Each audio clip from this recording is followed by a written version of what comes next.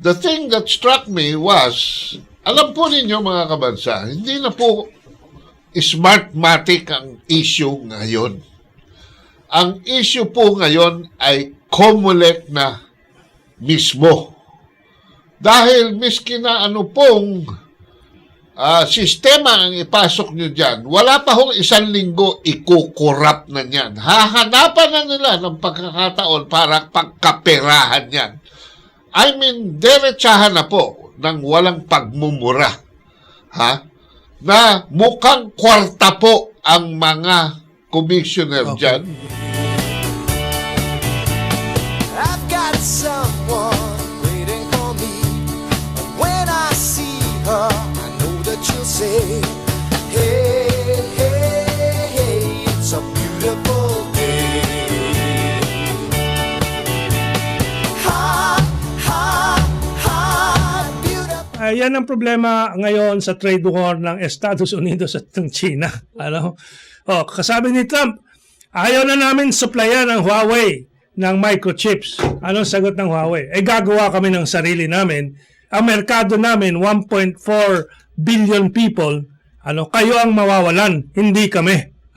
And ngayon, mayroong balita ngayon na yan nga ang sabi ng Google kay Presidente Trump. Binulong kay Trump, Boss, mukhang kaming tatamaan yan. Kasi yun ang mawawalang merkado sa Android namin. Ayun. Yung Google hindi pasado sa loob ng China. Pero yung Android nila ang ginagamit. So, mas komplikado po ang free trade at globalization kaysa yung interpretasyon ng iba. Tulad nitong fina-flag daw tayo na copyright daw nung awit na yon. I'm sure we can sing better than them.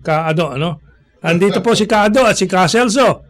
Pati mamaya po, kasama natin si Ginoong Melchor Magdamo sa Skype, at nagkakaroon ng kaunting problema, snag sa Skype system natin.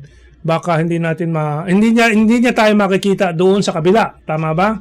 But we will see him as he reports to us and explains to us the different hybrid voting system. Kasi yung ating mga usapan itong nakaraang 5 episodes natin, ay tayo yung nauna pa kay Presidente Duterte na magsabi na dapat tigilan na ang paggamit ng Smartmatic. And finally, sa tuwa ng bayan, sa tuwa nating lahat, ay si Presidente Duterte na ang nagsabi na dapat tigilan na ng KUMULEC yung paggamit ng Smartmatic. But it was our program, and our group, our team, noong pang 2010 po na paulit-ulit na sinasabi, walang saysay ang ating halalan habang nandyan ang Smartmatic.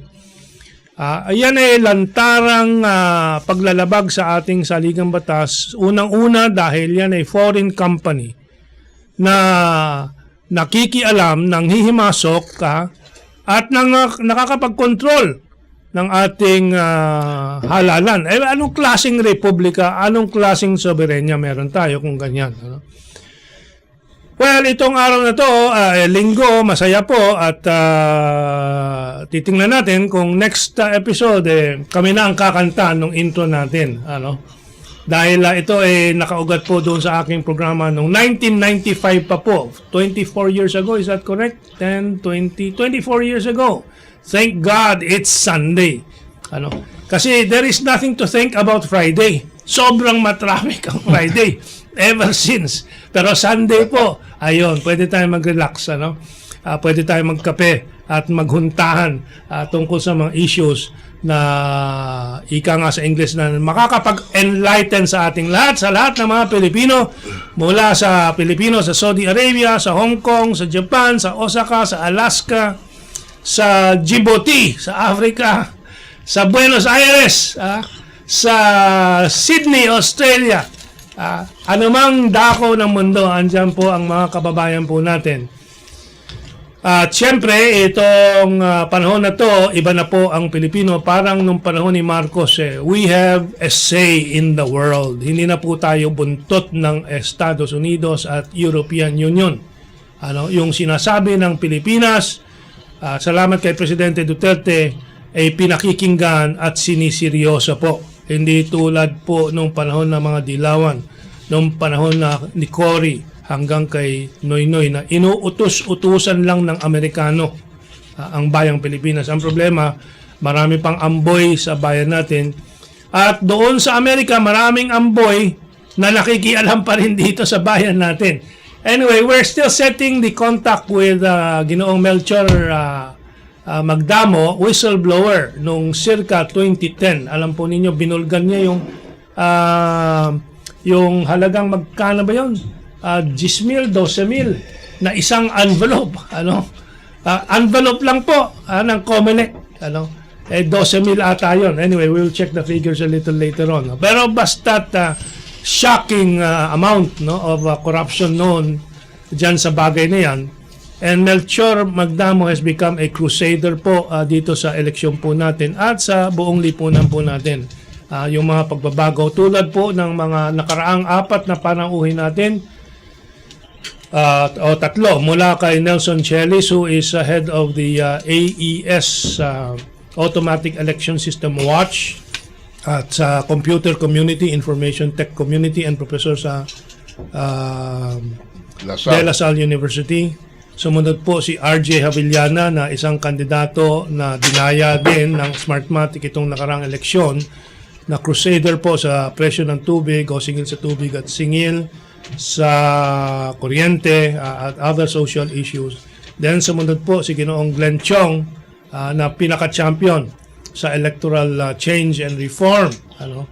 And then after Glenn Chong's appearance here, whether directly or indirectly, siguradong indirectly, naapektuhan si Presidente Duterte sa lahat ng ginagawa natin.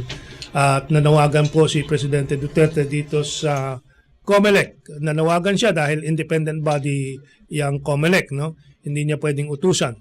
Pero siyempre may moral suasion po yan, may moral impact yan. At ang publiko naman natuwa dito, nagkaroon ng chorus mula sa publiko. At ang problema po, tulad ng sabi nga ni Kaado here, nung mga nakaraang diskusyon natin, ang KUMULEC, anong reaksyon? Ang reaksyon ay depensahan ng Smartmatic. Ang reaksyon ay depensahan o palampasin lahat ng mga violations at lahat ng kalokohan na nag-triple po, 3 times more itong 2019 elections. Although you were going to say something. May mic na ba? Kasi walang ilaw yung microphone eh. Okay, meron, okay. Noong June 4, nagkaroon ng first hearing ang Joint Congressional Committee Oversight Committee on Automated Election Systems, and andon meron pa silang konting review noong 2016, but they limited the discussion towards just the statement of facts. And I noticed 2 things there. Number 2, there was inadequate sharing of information with the AES Watch, yung mga whistleblowers natin. Number 2, they intended to just confine it to a declaration of facts and no further analysis. And number 3, I think the intention was simply for itong digital senator natin, si Coco Pimentel, bilang chair ng Senate, on the Senate side of the Joint Committee, ay magpapaalam na raw at para makapag-turn over lang siya sa next Joint Committee. Ibig sabihin, ang naging June 4 hearing po ay isang show and tell lamang na nagpapaalam ito si Pimentel. There was nothing. Unang-una, hindi po inimbita si Glenn Chong to speak. The number 1 expert on electoral fraud in this country was not allowed to talk. Number 2, They were just discussing about Smartmatic. They were trying to legitimize, no? They were trying to validate every which end, no, ng mga observations. And the KUMULEC paulit-ulit na sinasabi nila, ayan, nandyan na sa inyo, alam na ninyong KUMULEC, so ang sabi naman ng KUMULEC, we reserve our turn to explain these things in the next hearing. So, wala talaga hong na-achieve dyan. Now, the thing that struck me was, alam po ninyo mga kabansa, hindi na po Smartmatic ang issue ngayon. Ang issue po ngayon ay KUMULEC na mismo. Dahil miski na ano pong sistema ang ipasok nyo dyan, wala pa hong 1 linggo, ikukurap na yan. Hahanapan na nila ng pagkakataon para pagkaperahan yan. I mean, derechahan na po ng walang pagmumura. Na mukhang kwarta po ang mga commissioner dyan. Chis Escudero is anti-hybrid voting system also. So please prepare. Well, we are anti-Escudero. No, kasi nga, ipapaliwanag ko, yung sabi mo, kumulekta ang problema.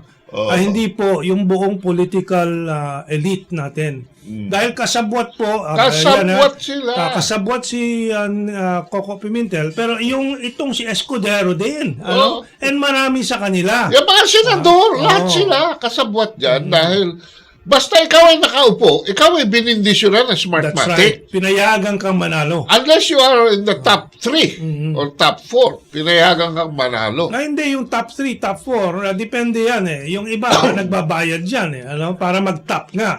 Pasok na sila, pero para mag-top at maipaghanda yung kanilang kandidatura sa pagkapresidente. Para mapalaki yung kanilang laban. By the way, before we go on, baka antukin si Ginoong Celso Kainglet dito sa atin. Kamusta ang paglilipat ng bahay ka, Celso? Maayos naman. Saan ka lumipat na ngayon? Diyan lang sa Holy Spirit. Dito rin lang, malapit-lapit. Okay. So maya-maya, we will consult Celso on some of our international relations issues. No? So, so yung panawagan ni Presidente Duterte, kulang pa. Kulang. Ramgom pa rin. Revolutionaryo. Ganito kasi yan eh. It took us 9 years for Glenn Chong to bring this to the OFW. But it only took a few weeks for the OFW to bring it to the attention of the President. Ibig sabihin, pagdating sa cordon sanitaire ng Presidente, pagdating sa eleksyon na ito, ako ho ay hindi naniniwala sa independent body ang KUMULEC kasi hindi sila independent. Hindi po, sinasabi ninyo, independent siya sa presidency, independent sa other branches of government. Pero sa Smartmatic, hindi siya independent. Sa mga Amerikano at Anglo-Dutch oligarchy, hindi siya independent. Matagal na natin sinasabi kung sino yung mga gumagalaw dyan. Mga dilaw, yan ang mga original na dilawan. Pag sinabi ho namin dilawan, ito ho yung mga liberal Democrats na in cahoots with the neo, Ito yung mga neo-liberals, mga bago pong liberal na kasabwat ng mga neo-conservative. At they're trying to form their own society based on individual entitlement. So, 30 taon po tayong kinukondisyon sa ganyang kaisipan. Pagpasok po ni Duterte, sabi ni Duterte, teka muna, tama na yung mga entitlements nyo. Ako, mahal ko ang bayan ko, ililigtas ko ang bayan ko. From now on, national interest na tayo. At yan po ay katugma na aming advokasya dito sa programang ang maestro at ito po sinasabi namin the unfinished revolution. Okay. Kasi ito, Escudero, sabi niya nung 2015, headline, Escudero, hybrid polls susceptible to cheating. Parang yung automated hindi. Ano? Oh. Diba? Sabi ko nga, lahat ilabigay nyo sa KUMULEC, dadayain. Lahat, biski yung hybrid na yan. Ang question hindi yung dadayain. Lahat dadayain. Pero ano ang talagang mababantayan na sistema? Dito sa automated, hindi mo talaga mababantayan. Kahit na anong gawin mo. Dahil madaling maglagay ng mga virus, mga malware, mga algorithms. Kung yung buong Estados Unidos, ginagamit yung pananakot na yung Huawei daw, magkakaroon ng backdoor para sa security leak, itong kumulekta pa, di ba? Of course, we will discuss yung Huawei issue later on, Tama yung sinabi ni Kado, kahit anong sistema gamitin natin, dadayain ng KUMULEC. Bakit ganun? Bakit sa kultura natin laganap yung pandaraya? Sa tindahan, may daya yung kiluhan. Sa taxi, may daya yung metro. Sa eskwelahan, cheating yung mga estudyante. Bakit ganun? Yung mga dayang maliliit na ganyan, I can understand dahil struggle for economic survival ng marami. Pero yung daya ng dambuhalang korporasyon tulad ng Meralco sa kuryente, yun ang talagang matindi. Alam mo ba na doon sa area namin, hindi sila nagbigay ng overdue notices? Pero itong billing check, tapos nagputulan. Ako, 1 linggong na-delay kasi nga hindi ko alam na may bagong bill palang dumating. Yun. Now, yung mga nakakausap mo sa Facebook, yun ang nireklamo. At sabi na, nung panahon na ito ay hawak pa ng pamahalaan ang Meralco. 2 buwan, 3 buwan. Hindi ka puputulan. Hindi ka puputulan. Bibigyan ka ng notisya. Tapos ako, itong nakaraan nga, nung naka-receive ako ng notisya, ang reaction ko kagad, may deposito naman ako Tayo lahat may deposito Correct. Bakit sisingil ka agad? At least is 1 month deposit yun. Bakit puputol ka agad? Tapos sila pag inutusan, i-refund ang mga customer. Taon. Tapos tinatago pa. Taon at bilyon na. Bilyon yun. Okay. Now, hindi ko naman masasabi na bobo si Cheese Escudero dahil yung utak niya, ang kakayahan ng utak niya, siguro yun ang kakayahan ng utak ko. Kung akin naiintindihan kung paano yung Smartmatic at computerized election. Hindi bobo yan. Napalalunan yan yung yung puso ni Hart. Hindi bobo yan. Okay. So, ayan po, ebidensya. And when we discuss here, may ebidensya tayo lagi sa history, factual evidence. Ayan, kita mo, Celso, sa likod mo. Kita dito, yun. She's been thinking, nung sabihin niya yan. We are trying to look for an alternative, para magkaroon ng more transparency ang proseso. But, the very word hybrid connotes a different expression of transparency. Hybrid, ibig sabihin, part automated, part manual. Dito sa system natin ngayon, wala na talagang manual. Simple lang naman yung hybrid Ang hinihingi lang ng hybrid is accountability at its lowest level. Magkaroon ng paper trail sa clustered precinct level.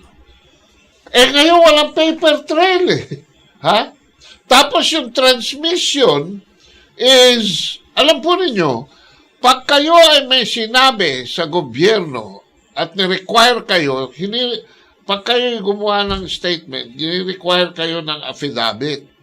At yan, meron pang notaryo. Nothing in government, nothing that is not written in government, mga kabansa, exists. Maniwala kayo sa akin. Pagka kayo humarap sa husgado at sinabi nyo, ako may-ari ng lupang ito, tatanungin ka, asan ang titulo mo? Doon lang sa ako ho ay resident ng ganito. Okay, asan ang sedula mo? Asan ang ID mo? So yan, ako ho ay empleyado nito. Asan yung pinirmahan nila sa iyo? Laging may kaagibat na papeles. Sabihin nyo ako'y sinungaling. Pero dito ho sa Smartmatic, the nearest thing to a printed form is a receipt. Tapos hindi pa nagko-coincide yung resibo doon sa boto. Paano na yan? But ito po ang text sa messenger text ni Melchor Magdamo sa atin. Yung sanang i-discuss niya ang mga hybrid systems na nakita na niya at alam niya. No?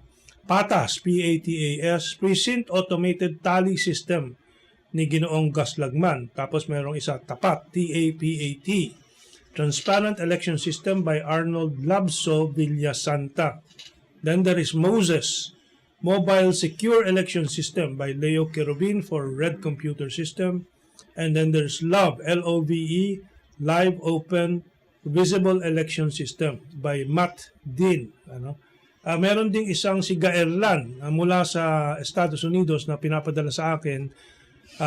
Buong system pinakita niya sa akin through the messenger. Yun, a hybrid system din. But basically, ang hybrid, ang botohan, ang pagboboto ng mga botante sa kamay, manual. Yung pagbibilang manual at kita ng publiko, pwedeng kunan ng larawan, yung mga tally board at yung mga nagbibilang. Ang isang dispute lang o debate tungkol sa manual kung susulat ba ang pangalan ng kandidato o shaded. Now, napansin ko doon sa isang hearing kung saan nandoon si Glenn Chong, sabi niya yung kanyang pinopropose shading pa rin. Kasi yung shading pwede mong ibilang by machine, at mas mabilis. Talagang mas matagal kung manually to write down the names of the candidates. Halimbawa, 12 senators. Matagal nga yun. At dahil manual shading at ipapasok mo sa optical scanner, bibilangin nga yung mga na-shade at yun. At yan may physical evidence ka na balota na pinirmahan at may shading. At yung suma total lalabas sa blackboard, and then ito itra-transmit ang suma total, itra-transmit by electronic means. Doon, yun ang pinaka-hybrid system essentially. Yung transmission lamang. Pero sa clustered precinct level, meron niyang report na permado ng Board of Election Inspector. Ngayon po mga kabansa, wala ni Hani Ho, ni Tamprint, ni Dura. Wala ho nilalagay dyan ang mga election inspector. Parating nga po ang Independence Day celebration, June 12, May mga nagtitinda na ng mga bande-bandera sa kalsada. And dati, July 4, ang ating Independence celebration. Naalala ko, nung ako nasa elementary, July 4 pa yun Kayo, naalala niyo, Celso? July 4. Now, nagbago lang po ito ng panahon ni Diosdado Macapagal. At kanya naglabas ng Republic Act 4166, an act changing the date of Philippine Day from July 4 to June 12, and declaring July 4 as kaya po today June 12 na ulit ang ating Independence Day celebration. Okay. My audio is okay. Okay. And so anything you can say about our Independence Day? Well, we're talking about our election system, which is controlled by a foreign company. How much can we say about our independence? Well, para sa akin, independence is really the proof of sovereignty. Kung totoong ang mamamayang Pilipino ang may absolutong soberanya o kapangyarihan sa sarili niyang bansa. Kaya kami, nag-set tayo ng meeting kahapon. Precisely because we are anticipating the Independence Day. Meron po kaming movement nung buhay pa si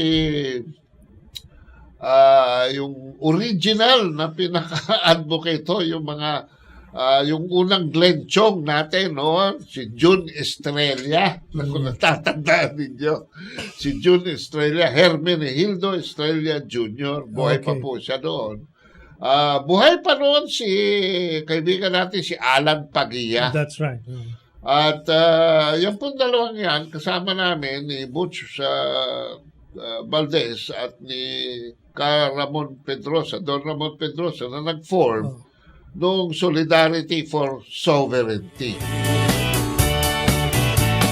I've got someone waiting for me.